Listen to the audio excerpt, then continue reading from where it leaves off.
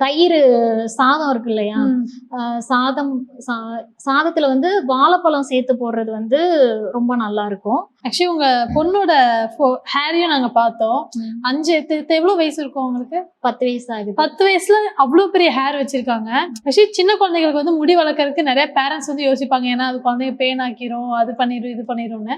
இப்போ எப்படிதான் உங்க குழந்தையோட ஹேரை வந்து நீங்க தான் வந்து டேக் கேர் பண்ணிருப்பீங்க. என்ன விஷயம் குழந்தைங்களுக்கு உண்மையாவே அது கஷ்டமா இருக்கு இதை மெயின்டைன் பண்றது அப்படின்னு? இது மெயின்டைன் பண்றதுல ஃபர்ஸ்ட் அவங்களுக்கு வந்து மெயின்டைன் பண்ணணும்ன்ற அந்த ஆசை இருக்காது. நம்ம இப்படி எல்லாம் பாத்துக்கணும், பண்ணணும், செய்யணும் அப்படிங்கிறது இருக்காது. நம்ம தான் சொல்லணும். ஆனா முடி வச்சுக்கணும்னு ஆசை இருக்கும். இப்போ எப்பயுமே விரிச்சுட்டே இருக்க முடியாது. நம்ம விரிச்சு போட்டே இருக்க முடியாது. இப்ப ஸ்கூல் போகும்போது நம்ம தலையில நல்லா எண்ணெய் வச்சுட்டு நம்ம ரெட்டச்சடை போட்டுதான் ஸ்கூலுக்கு அனுப்புறோம்.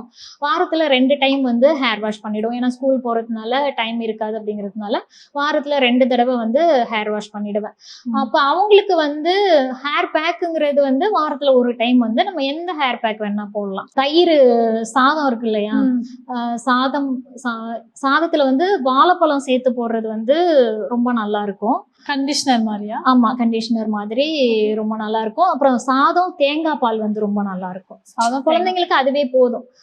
நல்ல தேங்காய் பால் எடுத்துட்டு சாதத்துல ஊத்தி நம்ம நல்லா அதுல கொஞ்சம் வந்து ஃபர்ஸ்ட் வந்து சாதம் எடுத்துக்கணும். நல்லா வடிச்சு சூடு ஆறுன சாதம் எடுத்துட்டு அதுல தேங்காய் பால் சேர்த்துட்டு கொஞ்சம் தேங்காய் எண்ணெய் சேர்த்துக்கணும். ஏன்னா அந்த சாதம் வந்து பிசு பிசுன்னு ஒட்டும் கையில. கொஞ்சம் தேங்காய் எண்ணெய் சேர்த்துட்டு நம்ம அவங்களுக்கு அப்ளை பண்ணிட்டு மிக்சியில அரைச்சிடணும். மிக்சியில நல்லா அரைச்சிட்டு கொஞ்சம் ரொம்ப திக்காவும் இல்லாம கொஞ்சம் லிக்விடா இருக்கணும். ஹேர்ல அப்ளை பண்ணிட்டு ஒரு 20 நிமிஷம் வச்சிருந்தாலே போதும். இன்னொன்னு வந்து குழந்தைங்களை வந்து நல்லா தண்ணி குடிக்க சொல்லணும். ஏன்னா தண்ணி குடிக்க மாட்டாங்க, நம்ம தான் சொல்லணும். தண்ணி குடிக்க சொல்லணும். அதே போல நல்ல சாப்பாடும் வந்து அவங்களுக்கு கொடுக்கணும். அப்படி கொடுக்கும்போது குழந்தைங்களுக்கு வந்து புதுமுடிகள் வந்து வந்துகிட்டே இருக்கும்.